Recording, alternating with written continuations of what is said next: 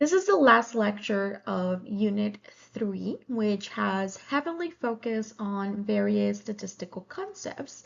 And we're going to finish today with discussing a specific statistical test, different t-tests, and then we're going to learn how to make interpretations based on the findings that we got so that we can say whether there was significant or non-significant effects, and then what those effects are. Does this imply there was a relationship and what that relationship was, if there was a change and what that change was, or if there were any differences between groups and what those differences mean. Last class, we worked with the C-test. So again, we were using this new formula. It was very similar with how we get a C-score for an individual. And we were trying to see where one sample was falling in the distribution of sample means so that we could know if that one sample belonged to that distribution or not. Now, the C-test is a type of statistical test that we can only use when the population variance is known and when we're working with a normal distribution. So again, for us to be able to use a lot of the knowledge that we've developed on normal distributions, we should be working with normal distributions. But towards the end of last time's lecture, we talked about how, again, when it comes to the population, it's really hard to actually have the information that we need about the population. If we have that information about the population, that means that we have surveyed the entire population, or observe the entire population. And again, we've discussed this multiple times. That's not realistic for logistics reasons, or again, there's no time, effort or resources, that can be placed for this. So instead, what we can do is use sample parameters to estimate what the population would be like. But once we do that, we're no longer working with a C-test, we're working with a t-test. And a t-test is used to determine if there is a significant difference between the means of two groups. And as we're going to see, sometimes these are going to be independent groups, or sometimes it's going to be the same group across multiple observations. Again, this is the type of test that we can use when the variance is unknown. And what we're going to do when it's unknown is that we're going to estimate the standard error of the distribution of sample means by using the sample standard deviation instead of the population standard deviation. And we're going to make the assumption that the distribution is approximately normal. Now, when we're working with large enough samples, the C-test and the t-test would give us very similar findings. So again, we can still trust the t-test because there is some evidence that we would get very similar results if we have the proper sample size to the C-test, which is the best type or approach of us testing for this, because we would be using the population parameters for a t-test, or excuse me, for a C-test. We're going to be working with this example here all throughout of today. We're going to be building on this in different ways so that we can understand some of the differences between the different types of t-test. And here we have a very specific research question that is seeking to address whereas people who advertise themselves as psychic can actually predict the future. So again, do psychics truly have this superpower or magic or whatever to predict the future? So we're going to recruit a sample of 50 psychics. And the task that we're going to ask these psychics to do is that we're going to have a deck of cards. And for 100 times, we're going to grab a random card from the deck of cards, and we're going to ask them to guess what is the suit of the card. So is it hearts, is it clubs, is it spades, or is it diamond?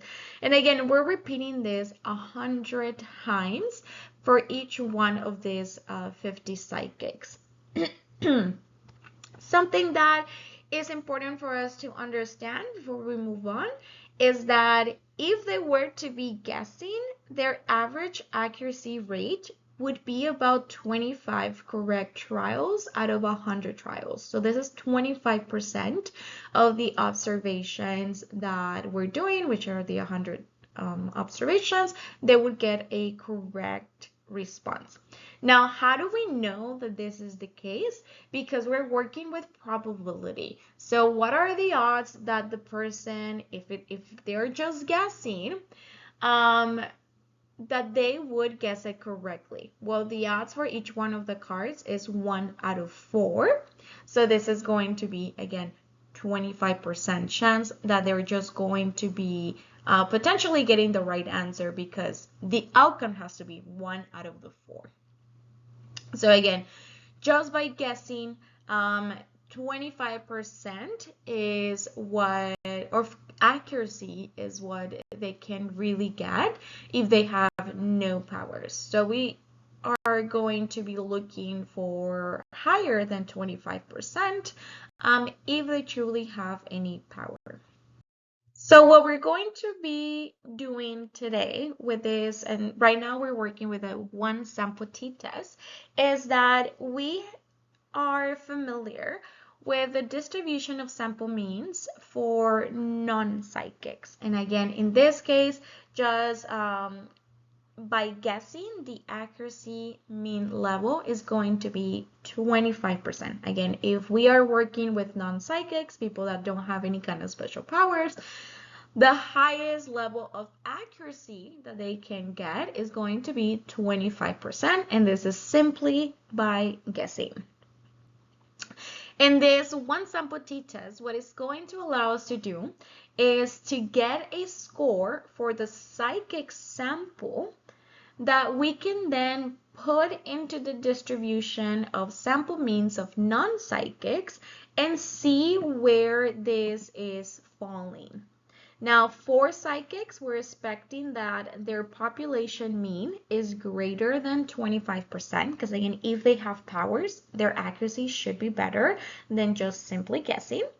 And again, once we calculate this t-score, what we're going to do is we're going to come back to this distribution that we know for non-psychics, and we're going to see if it's falling on any of these blue areas, so that we can say, is it an extreme enough score that we would make the assumption that this sample is different for what we consider normal?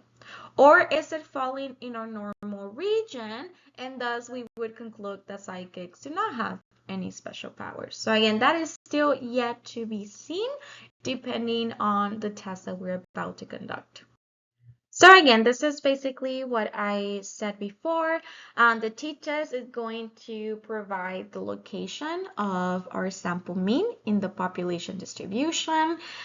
If the statistical value is an extreme score in this distribution, then there's going to be a good chance that it comes from a different distribution. Again, a distribution of psychics who have more powers, or who have real powers to predict the future. The p-value for inferential statistic will indicate the probability of getting our t-score in the distribution of sample means, shown on the left for the null hypothesis. And remember, the p-value is a reflection of our alpha level, which again dictates how large or small the critical regions are that we're going to be looking at to see if we reject or accept our null hypotheses. The formulas that you will need for calculating this t-score, you're going to first have to calculate the estimated standard error, which is this right here, because this in itself is going to be a value in the t-test formula. Now, I will typically give you the estimated standard error for your homework assignments and for your exams and for your final paper. So you don't have to calculate that, but again, conceptually, I do need you to understand what the estimated standard error is. And again, we're estimating the standard error, which is relevant to the distribution of sample means, and it's called estimated because we're using the sample standard deviation rather than the population standard deviation. And this S right here that you see, this is the sample standard deviation, which is divided by the square root of the sample size that we're working with. So again, you would first calculate this, and then you would use this value into the actual t-test formula. And again, this is very similar to everything that we've been doing for the past lectures with like calculating t-scores and all that kind of stuff, because the formula is very consistent. We have a subtraction happening at the top of this fraction, and then we're dividing by a number in the bottom. So again, when it comes to the process, you've been doing something very similar consistently across all of these last classes. Now here in the top, again, we worked with these notations earlier in some of these lectures, where again, this is the mean of the sample and this is the mean of the population. So again, these are notations that we should already be familiar with, and all we're doing is subtracting both of those scores.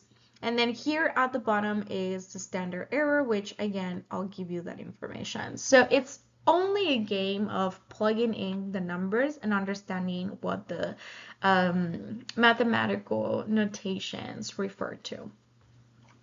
The other thing that you'll need to calculate so that we know what t-score we'll need, and you'll see this in a few slides, are the degrees of freedom. And the degrees of freedom are also very easy to calculate. You're going to need your sample size, and then you're going to be subtracting 1. Now, earlier we discussed that the larger the sample size, the closer our t value is going to be to our c value. So ideally, we want to have good sample sizes so that we can have higher accuracy in our estimates.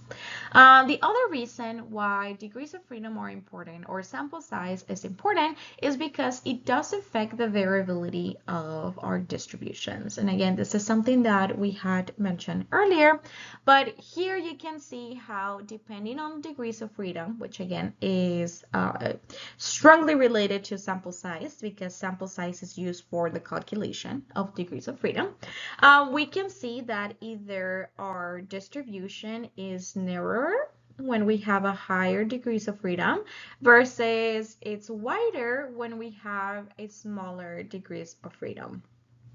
So again, the variability changes a lot depending on the sample size, and we always want to have or aim to have as much of a narrower distribution, because that means that again, the mean is more descriptive of the majority of the scores. Then, for instance, here the mean is a little bit farther away from the score, so it's not as accurate as actually representing the typical observation in the distribution.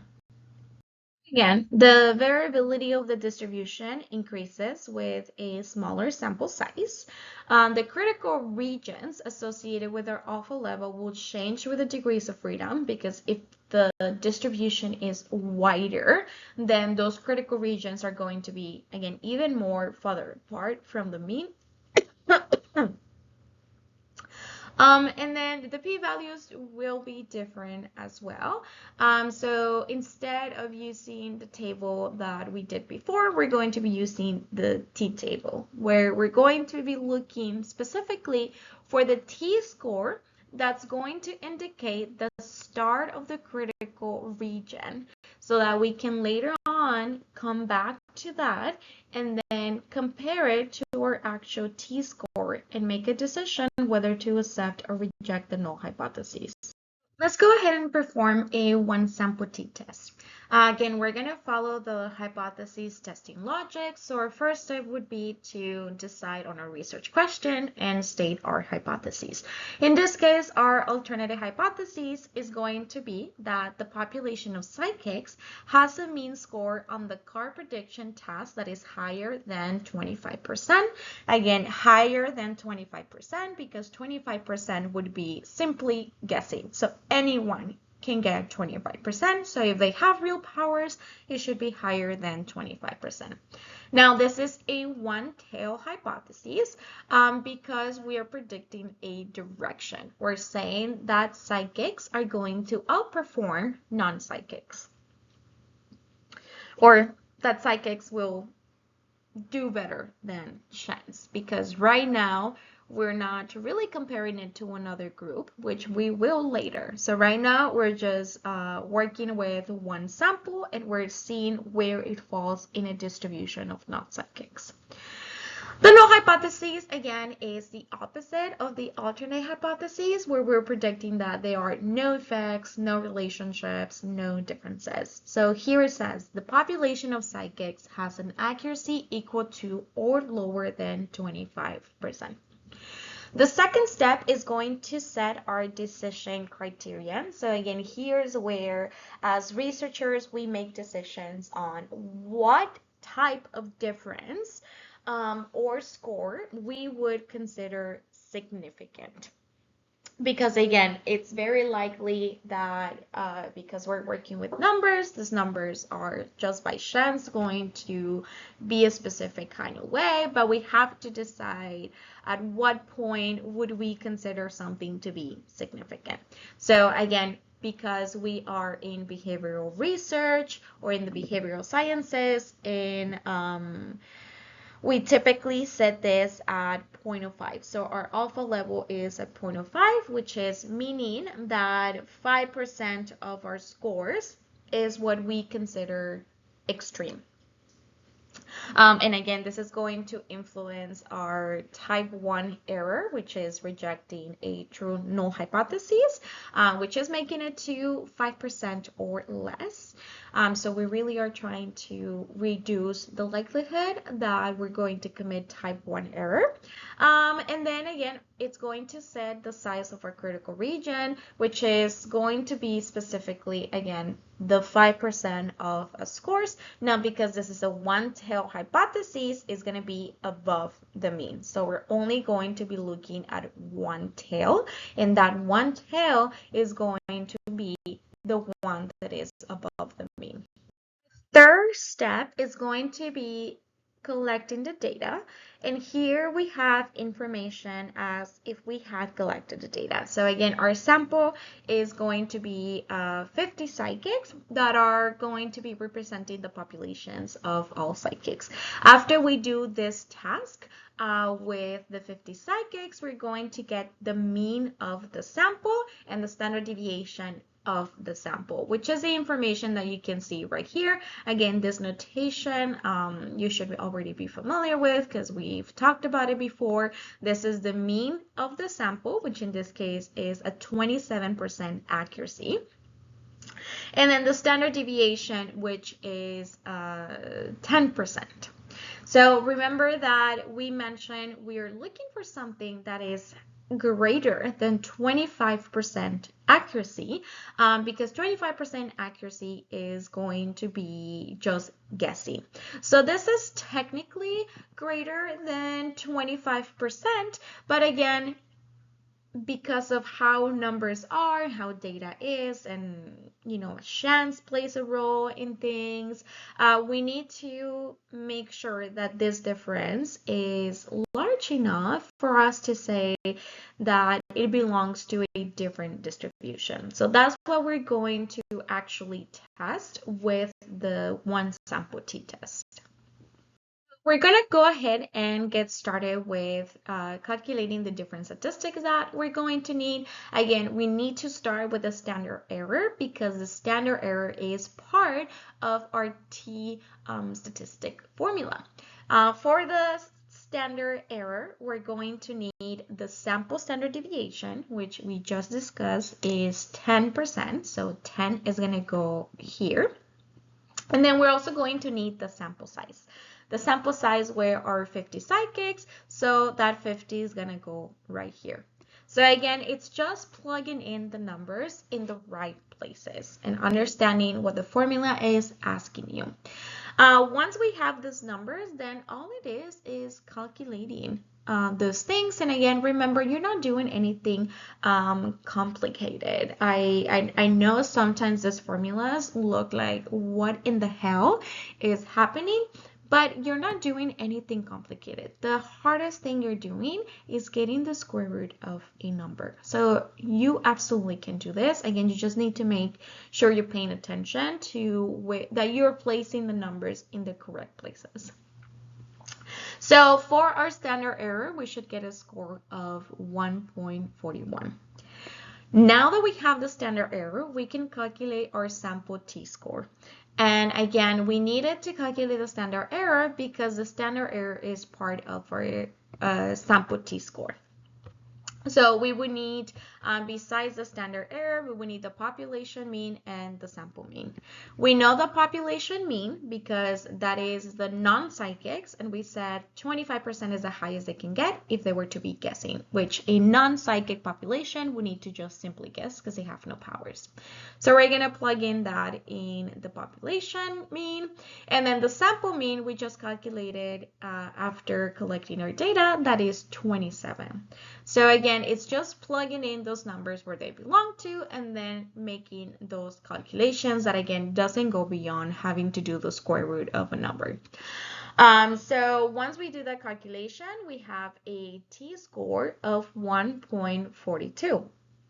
And then lastly, we need to calculate the degrees of freedom, for which we're going to need the sample size. Here we have our formula for degrees of freedom is going to be n minus 1, which is going to equal 49. And again, we will need the degrees of freedom so that we can see where our critical region is going to start. So similar to how we did with the z-scores, and using that table that would give us an indication of the distribution percentages and so on, we have something very similar for our t-test, which is our t-table.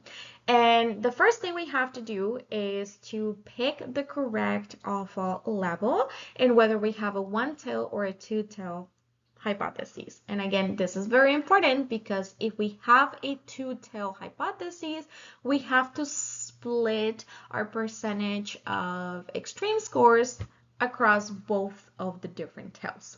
But if we have a one-tail hypothesis, which is our case in this experiment, then all of the 5% of extreme scores will be located on one particular tail.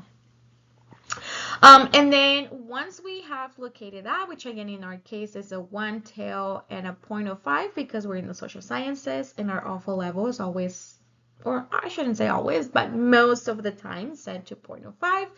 Then we're going to go to find the degrees of freedom, which was 49, and this is going to give us a t-score of 1.67. So at 1.67, our critical region is going to start. So for step 5, we're now going to make a decision whether we accept or reject the null hypothesis by comparing the t critical value that again indicates where the critical region starts and our t-score that we calculated using our t-test. So here we have that distribution, and again we can see that in this area at 1.67 our critical region starts. So all of this blue area, it's our critical region. This is going to be representing the extreme scores. If we have a value that falls in this critical region, then we would say that this value is likely to belong, or in this case, the sample is likely to belong to a different distribution. And in this case, that's what we want to find, because we would want to say, or we hypothesize, that psychics do indeed have power and they would be more accurate than our non-psychics. But in reality, our t-value that we calculated was 1.42, which is right at this line right here, and it's outside of the blue region, which is the critical region. So our score is actually falling in the white area that we still consider normal of this distribution.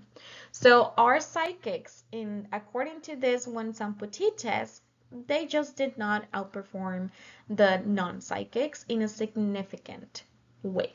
Again, we had a score for psychics that was higher than 25%, but it wasn't different enough for us to say that this belonged to a different distribution.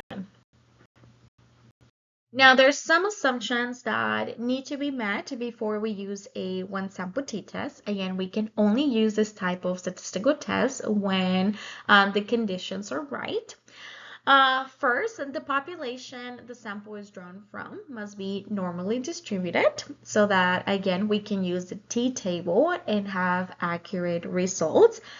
Similar to what we discussed before, if the sample size is larger than 30, then it is going to approach normality according to the central limit theorem.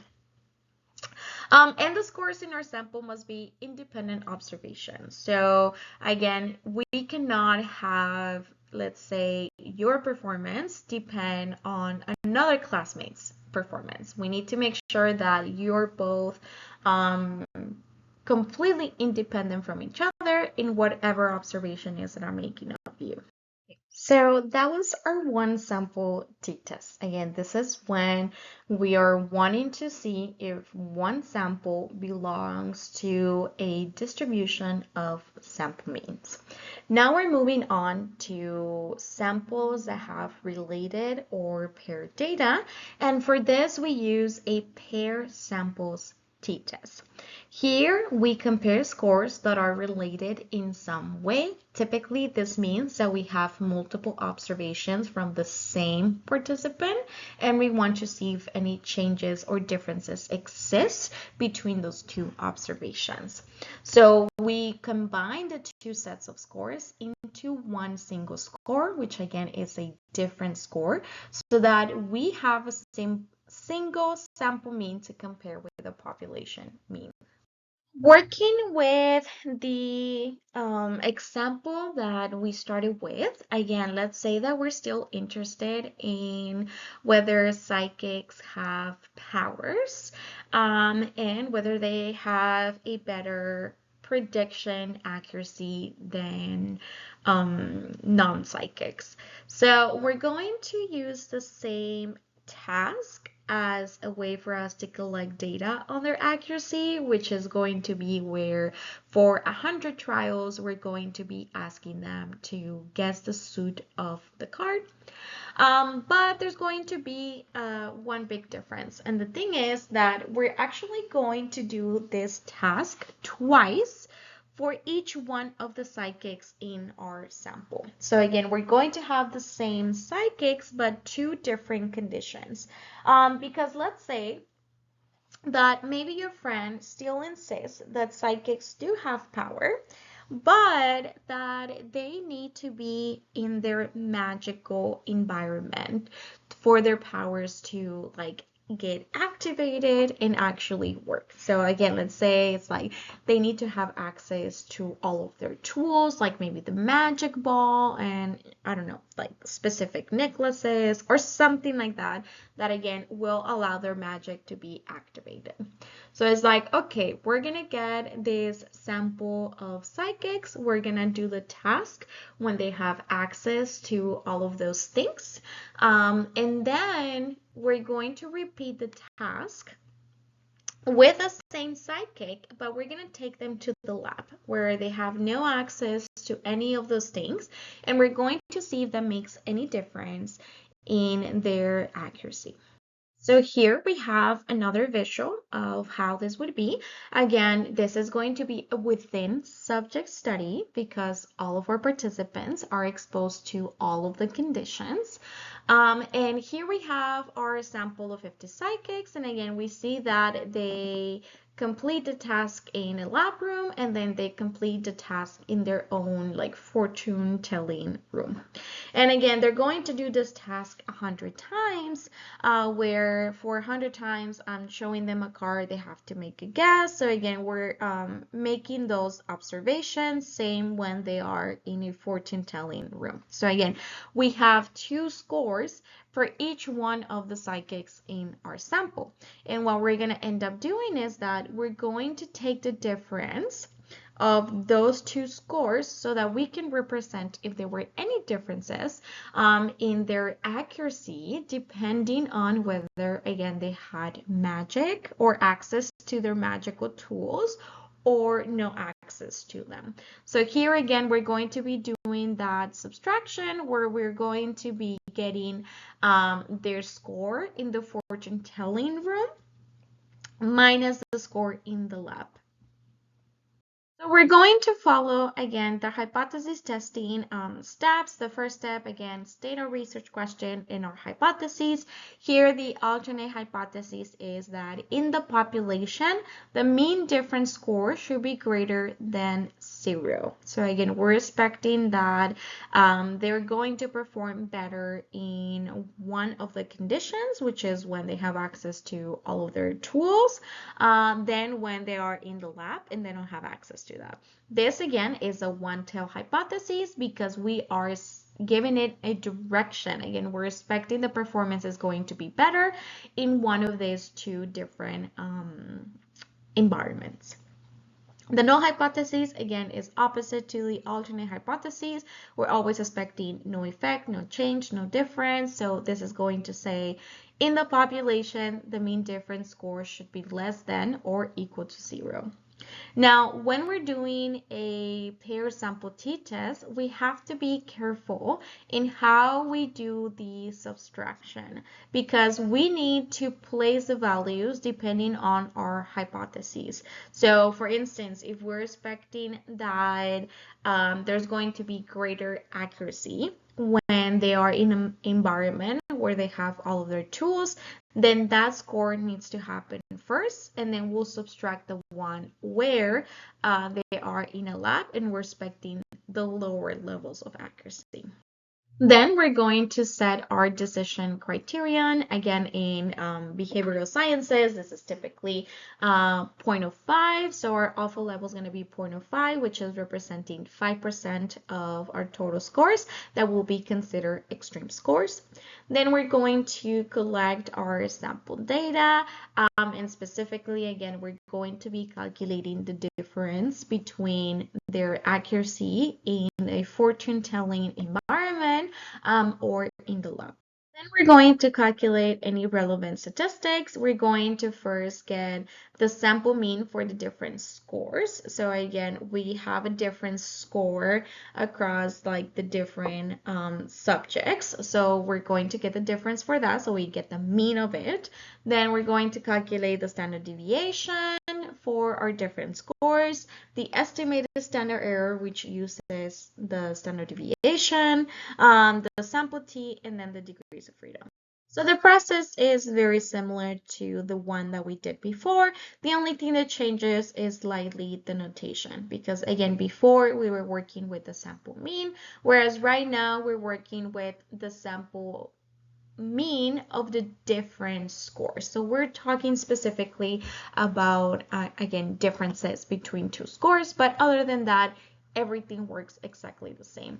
So again, the first thing we would do is handle the standard error. And again, you're being given information here that you should assume the mean is going to be 1. And the standard deviation is going to be 2.9.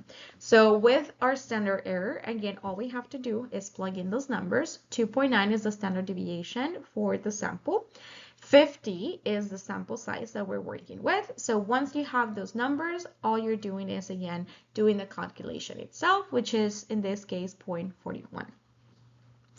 Then now that you have the standard error, because we need that for our sample t, we're going to then move on to calculating the sample t. And again, for this, you're not doing anything super complicated. All you're doing is getting the difference, the average difference in the sample, minus the population average difference, which according to the null hypothesis was equal to 0. Why? Because if we are predicting that there is no effect, no relationship, no differences, then the difference between psychics working in a fortune-telling room versus a lab is going to equal to 0. So this is going to be us subtracting by 0. And then dividing again by the standard error. So in this case, our t-value is going to be 2.44. And then lastly, we need to calculate the degrees of freedom so that, again, we can identify what is the t-score or the t-critical value that we're going to be using to dictate where the critical region starts so that we can then compare our t-score. So our degrees of freedom, again, uses our sample size, which in this case is 50. So our degrees of freedom are going to be 49. And then lastly, we have to make a decision. Again, we have to compare a sample t-score with a t-critical value from the table to decide we have evidence against our null hypothesis. If our sample t-score falls in the critical region, then we can reject the null hypothesis. So here we have, again, the distribution that we were working with before. The critical region is still the same because we have the same degrees of freedom. So at 1.67, the critical region starts. So again, what we are checking is, does our new t-score falls this direction, which is considered the normal, it belongs to this distribution, or does it belong to this blue area, which is representing the extreme scores, and for which, again, we would say that it's likely they belong to a different distribution. And in this case, I believe the t-score that we got previously was like 2 point something. So our score is actually going to fall somewhere here in the blue region. So it seems to be the case that psychics perhaps do have powers, but they need to have access to a very specific environment that will help them activate those powers. So here we have also some assumptions that need to be met so that we can actually use this t-test. And the first one is that when it comes to the different scores, they must have a normal distribution.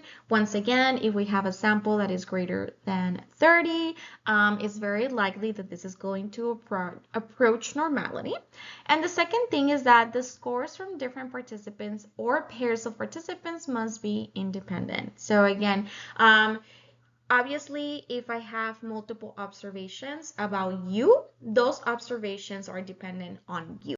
But what we don't want to see is that your observations are dependent on someone else's. So again, someone else's performance should have no impact at all on your own performance. So now we're moving on to our last t-test that we'll discuss, and that is going to be our independent sample t-test. And in this type of t-test, we have two different groups that we're comparing to each other. So again, in this case, we're going to be comparing the psychics, so people who are like, yes, I have this magical powers to predict the future, and then non-psychics. And we're going to ask each one of these samples to complete a task that we are already familiar with. Now, this is going to be a between subjects design because our participants only see one of the conditions, which in this case is that they're either self-proclaimed psychics or they're non-psychics. Again, we're going to follow all the same steps that we've been doing throughout this lecture. The first step is to state our research question and our hypotheses. The alternate hypothesis in this case is that the population mean for psychics will be higher than the mean for the population of non-psychics. So again, we're comparing two different groups and we're thinking that the self-proclaimed psychics will outperform the non-psychics in the accuracy in this test, because we have given it a direction. This is a one-tailed hypothesis. Then we have the null hypothesis, which again is the opposite of the alternate hypothesis. There's no effect, no change, no differences. So this says the population mean for psychics will be less than or equal to the mean for the population of non-psychics. The second step is to set our decision criterion. Once again, this is going to be alpha at 0.05, because for social sciences, 0.05 is the typical thing that we do. And then our critical region, which we're only going to have one of them because we have a one-tailed hypothesis, will be above the mean difference score of 0. Then we're going to collect our sample data. Here's where we see some minor differences. The first thing is that we have two different samples. Again, we have a sample of psychics and we have a sample of non-psychics.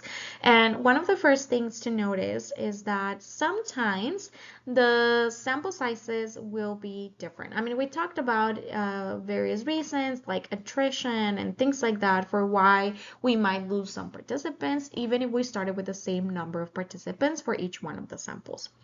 In this case, it seems that this first sample has 45 people, in this case are the psychics, and then our second sample has 50 non-psychics. So our sample sizes are different, and this is going to matter. And then after this, for each sample, we're going to need to determine the mean accuracy score and the variance. So again, we're getting the mean and the standard, actually, not the standard deviation, I'm so sorry. We are getting the variance, which is one of the steps for calculating the standard deviation. And again, this is going to be important for one specific reason. So we're actually going to get the variance, which you've done. Again, you've done this before because it's one of the steps for you to calculate the standard deviation. So you absolutely know how to do this. And then we're going to calculate the degrees of freedom. The degrees of freedom are going to be different per each one of the samples because we have a different sample size. And again, our degrees of freedom are based on the sample size. The reason why we did not calculate the standard deviation and instead we had the sums of squares or the variance is because for an independent sample t-test, we actually have to calculate a pool variance. And this is going to be combining the variance terms for two samples, and it's weighted by the sample size of each sample. So again, because we are working with two separate samples and they could arguably be different sample sizes, which in this case it was, we need to take that into account when we're calculating the variance, because we need to make sure that, again, when we're doing the statistics, we are fulfilling some of these assumptions that we'll talk about. So in this case, here again, we have the formula for the pool variance, and all we're doing is making substitutions of those numbers. So the sums of squares for psychics, the sum of squares for non-psychics, and then the degrees of freedom for psychics and the degrees of freedom for non-psychics. So even though, again, this still looks like something crazy, a formula that may be hard to understand and so on, it really is a very simple process where we're just substituting numbers. Either way, though, I will always give you, again, the estimated standard error, which is where we use it pool variance for. So you're not going to be asked to calculate this, but I do need you to understand conceptually why this is important. And again, the biggest thing is because we will be working with two samples that might end up being not the same size. Then we're going to calculate our estimated standard error. And again, these formulas look kind of crazy, but the formulas itself are actually pretty easy. Remember that in the previous slide, we calculated the pool variance, which is this numbers right here. So we're going to have the same pool variance for each one of those. And then we need the sample size for each one of the samples that we're working with. So once we make those substitutions, such as we can see here, then all you have to do is, again, do those actual calculations. So your standard error is going to be 0.64. So again, even if it looks like something super crazy, at the end of the day, you're not doing anything harder than a square root. And then once we have that, we're going to calculate our t formula, which is going to be this right here. We have the difference between the two samples that we're working with, and then we have minus the difference between the two population samples. So one of the populations is going to be psychics and the other one is going to be non-psychics. Now, according to the null hypothesis, this difference is 0 and it will always be 0. So you're going to see here that we're always subtracting by 0, and this is always the case. So in reality, what ends up happening is that for your t formulas, we ignore this. And we only focus on this because, again, the null hypothesis always will say that anything that has to do with a population is going to be equal to 0 because there's no effect, there's no relationship, there is no difference. So once, again, we have our t formula and our estimated standard error, all we have to do is, again, start making those substitutions. So in the previous slides, I had shown you the mean for sample 1, which was psychics, and then sample 2, which was non-psychic. So these numbers is where they came from. Those are the mean values for each one of those. 0.64 is this estimated standard error that we calculated here. And then again, the 0 is because the null hypothesis always says that this difference is equal to 0. And then once you have plugged in all of those numbers, all you have to do is actually calculate the t-value, which in this case is 1.56. Lastly, you have to make a decision. You have to compare the t-score with the t-critical value from the t-distribution. Now, our t-critical value is going to change slightly because we're working with different degrees of freedom. Remember that the degrees of freedom are really important for when we're finding that t-critical value. And because we have two sample sizes, now we have to calculate our degrees of freedom slightly differently. So make sure that you understand this is how you calculate the degrees of freedom for the independent sample t-test. Previously, we calculated the degrees of freedom for each sample individually, but for the independent sample t-test, this is a formula for you to follow, which is going to be pretty much adding up the degrees of freedom from sample 1 and the degrees of freedom for sample 2, which in this case is going to be 93. Now, if you were to locate the t-critical value that belongs to 93 at an alpha level of 0.05, and it's a 1 tau hypothesis, then you would have a t-critical value of 1.65. Now, here I'm not showing you the distribution, but you should still be able to make this comparison very quickly. The t-value that we had before was 1.5 something. It's less than the t-critical value, so we would accept the null hypothesis.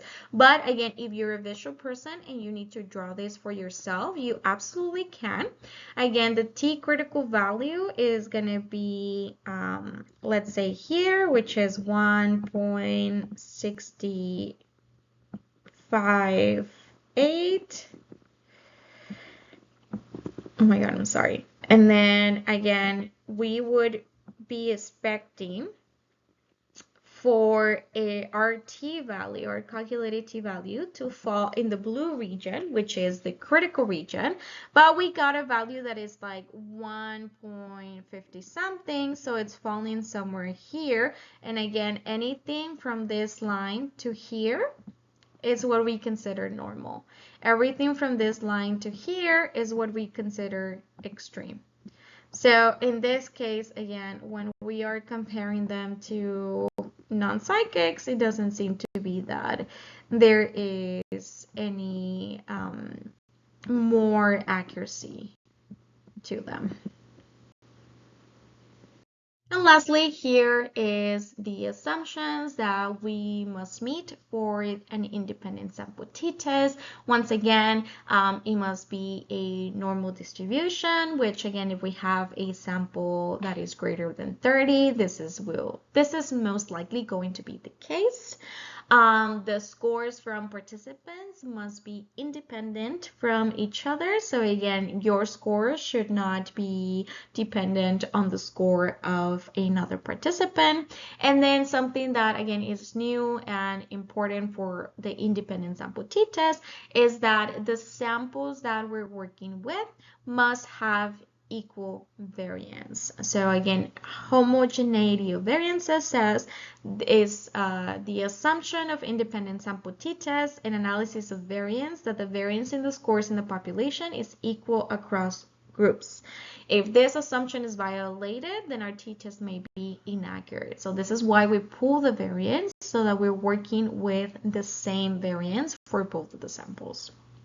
And that's it. With this, we are done with our chapter on t-tests and with Unit 3, that is focused on our statistics portion of the course.